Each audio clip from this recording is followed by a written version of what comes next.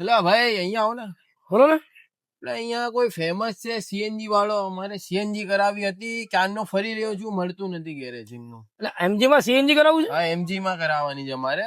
Average ઓછી આવે, એમને રિસ્પોન્સ જોયું છે બહુ આ સારું. પેલું આગળ જોવો ને, એટલે સામે જો દેખાય અમે સીએનજી વાળાનું. એ white ગાડી ઊભી છે ત્યાં. હા, ત્યાં. Okay, thank you. ઓકે સાહેબ.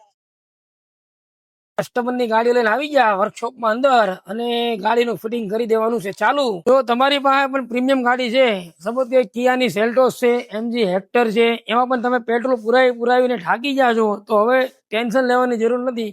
મારુતિ એરો ગેસ તમારા માટે બેઠું છે. આ પણ કિયા સેલ્ટોસ છે, એમાં પણ જોઈ શકો છો, પણ એ પણ સીએનજી માં છે, બરાબર છે. આ ગાડી તો આપણી પાસે સર્વિસમાં આવેલી છે, એનું પણ તમને હું ફીડબેક બતાવીશ કે કેવો રિસ્પોન્સ છે, કેવો છે. એમજી ની હેક્ટર છે, કિયા સેલ્ટોસ છે, એસ્પ્રેસો છે, એ પણ આપણી જોડે સીએનજી માં આજે ફિટિંગ માટે આવી ગઈ છે. અને એકદમ નવી ટેકનોલોજી, કઈ એઆઈ, બધી ગાડીમાં આપણે એઆઈ ટેકનોલોજી વાળી સીએનજી કિટ લગાવવાની છે. એમજી ની હેક્ટર જે એમાં ટર્બો એન્જિન છે, ટર્બોમાં પણ આપણે સીએનજી કિટ ઇન્સ્ટોલ કરવાની છે.